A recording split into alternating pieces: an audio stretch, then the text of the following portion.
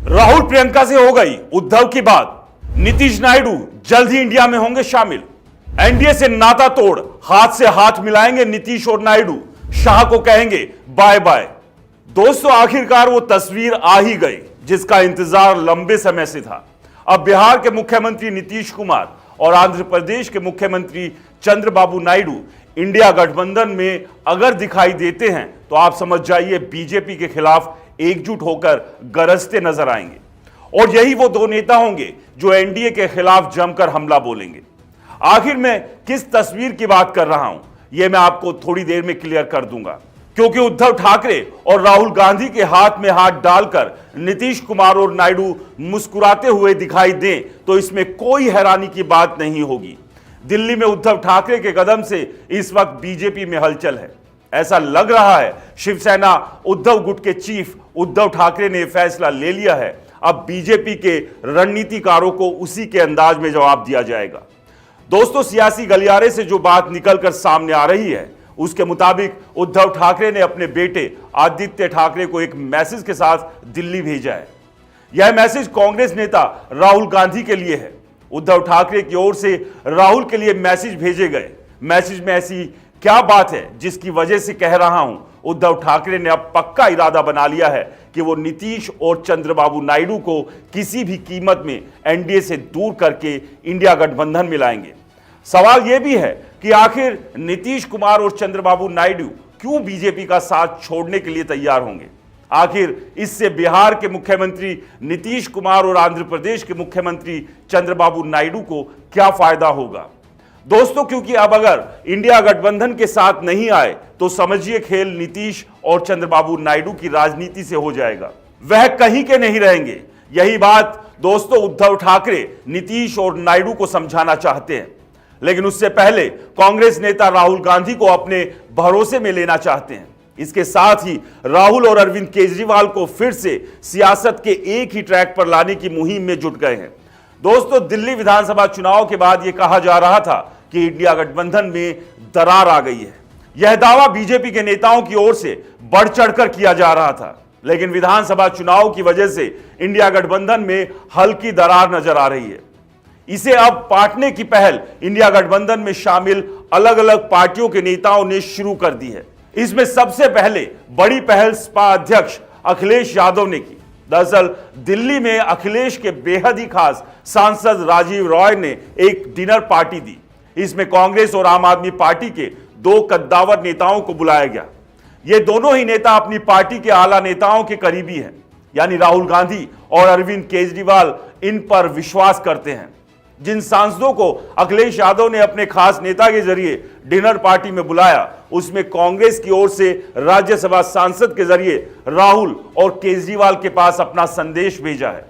आदित्य ठाकरे ने राहुल गांधी और केजरीवाल को अपने पिता उद्धव ठाकरे के मन की बात बताई। इसके बाद आदित्य ठाकरे ने नीतीश और नायडू के साथ मोदी शाह की बीजेपी क्या खेल कर रही है उससे पर्दा उठा दिया। दोस्तों, इंडिया गठबंधन को एकजुट रखने के लिए उद्धव ठाकरे कितने संजीदा है इसे इस बात से समझा जा सकता है। 11 फरवरी को उद्धव ठाकरे के बेटे आदित्य ठाकरे ने दिल्ली में नेता प्रतिपक्ष राहुल गांधी से मुलाकात की। फिर 12 फरवरी को आदित्य ठाकरे आपके संयोजक अरविंद केजरीवाल से मिले। इसी दौरान आदित्य ठाकरे ने एक बेहद खास बात कही। आदित्य ठाकरे ने कहा कि दिल्ली में अरविंद केजरीवाल की आम आदमी पार्टी और कांग्रेस के साथ जो हुआ वह भविष्य में बिहार के मुख्यमंत्री नीतीश कुमार और आंध्र प्रदेश के मुख्यमंत्री चंद्रबाबू नायडू के साथ भी हो सकता है। आज अरविंद केजरीवाल साहब से मुलाकात हुई और शिवसेना बाला साहब ठाकरे पार्टी के जो मन में है, जो दिल में है, वो साफ बात है कि सरकारें आती जाती रहती है, फिर आएगी, लेकिन रिश्ते तो ऐसे ही चलेंगे। और यही कहने हम आए थे। उन्होंने जो पिछले 10 सालों में दिल्ली में जो काम किया है वो सारी जनता जानती है। यह जो चुनाव हुआ उसमें चुनाव आयोग का बहुत बड़ा हाथ था, आशीर्वाद था, और भाजपा को चुनाव आयोग का तो आभार मानने की जरूरत है। कल जैसे मेरी राहुल से बात हुई, आज अरविंद केजरीवाल से बात हुई। इंडिया गठबंधन हो या फिर हम सारी पार्टियां हो, कहीं ना कहीं हमें यह सोचना जरूरी है कि अब अगला स्टेप क्या है, क्योंकि हमारी डेमोक्रेसी फ्री एंड फेयर नहीं रही है। इलेक्शन फ्री एंड फेयर नहीं रहे, तो लड़ते तो रहेंगे, देश के हित में लड़ते रहेंगे। आपकी आवाज हो, मीडिया की आवाज हो, जनता की आवाज हो तो उठाते रहेंगे। और जो भी देश के अच्छे का हो, सड़क पर उतरना हो, लड़ना हो तो लड़ते रहेंगे। बस यही था। लेकिन आपको नहीं लगता जो आपसी कंफ्यूजन था उसका नुकसान भी हुआ। और दोनों ही पक्ष देखिए, काफी सारी इसकी एनालिसिस हो सकती है, होगी भी। दोनों पार्टी अपनी अपनी एनालिसिस रखेगी, लेकिन हमारी तरफ से जो रिश्ता है वह रहेगा, जो दोस्ती है वह तो रहेगी। इसके आगे मैं कहना चाहता हूं कि जो काफी सारी जगह वोट्स काटे गए थे, जो वोट्स डिलीट हुए थे, उस पर भी कभी ना कभी विचार करना जरूरी है, क्योंकि वोटिंग का अधिकार लोगों से छीना गया था, वो चुनाव आयोग ने छीना है, तो उस पर भी विचार विमर्श होना जरूरी है। तो ये तमाम सारी बातें आदित्य ठाकरे ने कही। दोस्तों, इंडिया गठबंधन एक है। इससे आगे की कहानी यह है कि उद्धव ठाकरे की ओर से नीतीश कुमार और चंद्रबाबू नायडू को समझाने का प्रयास हो रहा है कि आप मेरे साथ आ जाइए, वरना आपकी पार्टी की हालत भी हमारी पार्टी की तरह हो जाएगी। वैसे भी देखा जाए तो पिछले 10 सालों में बीजेपी अपनी विरोधी क्षेत्रीय पार्टी और कुछ जो उनके साथ अलग अलग राज्यों में क्षेत्रीय पार्टी जुड़ी हुई है, उन्हें धीरे धीरे खत्म कर रही है। उदाहरण के तौर पर देखिए, महाराष्ट्र में शिवसेना और एनसीपी की सियासत को कमजोर किया गया। इन दोनों पार्टियों को तोड़कर अपने इस मकसद को बीजेपी ने हासिल किया। दक्षिण भारत में आंध्र प्रदेश में वाईएसआर के चीफ जगनमोहन रेड्डी तो आंख मूंद कर बीजेपी को सपोर्ट करते थे, लेकिन उनकी अभी हालत क्या है यह किसी से छिपा नहीं है। इसी तरह से उड़ीसा में नवीन पटनायक की पार्टी बीजेडी की हालत बीजेपी ने पंचर कर दी है। पंजाब में शिरोमणि अकाली दल अपने अस्तित्व की लड़ाई बीजेपी की वजह से लड़ रही है। हरियाणा में भी एक वक्त बीजेपी ने क्षेत्रीय पार्टियों के सहारे एंट्री मारी थी, लेकिन अब वहां उन पार्टियों की हालत क्या है यह किसी से छिपा नहीं है।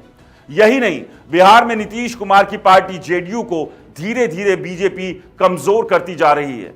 दोस्तों, यही बात उद्धव ठाकरे नीतीश कुमार और चंद्रबाबू नायडू को समझाने का प्रयास कर रहे हैं।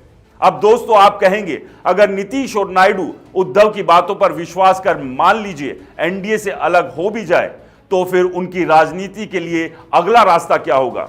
ऐसे में माना जा रहा है कि आदित्य ठाकरे ने जो राहुल गांधी से मुलाकात की वह इसलिए की, शायद उद्धव चाहते हैं कि राहुल गांधी की ओर से नीतीश और नायडू को इंडिया गठबंधन में आने के लिए सकारात्मक संदेश दिया जाए। क्योंकि दोस्तों, इंडिया गठबंधन में शामिल बाकी पार्टियों के नेता, जिसमें सपा अध्यक्ष अखिलेश यादव भी है, वो भी पहले से ही चाहते हैं कि नीतीश पुराने गिले शिकवे भूलकर फिर से इंडिया गठबंधन में आए। अब देखने वाली बात यह है कि उद्धव ठाकरे की ओर से नीतीश और नायडू को भेजे गए मैसेज का उन पर क्या असर होता है। अगर नीतीश नायडू ने उद्धव की बात को मान लिया तो एनडीए को एक बड़ा झटका लगेगा। बिहार में ना सिर्फ सरकार गिरेगी, बल्कि केंद्र की सरकार को बहुमत पाने के लिए पसीने बहाने पड़ेंगे। हमारी खबर आपको कैसी लगी? कमेंट्स कर जरूर बताएं। नमस्कार।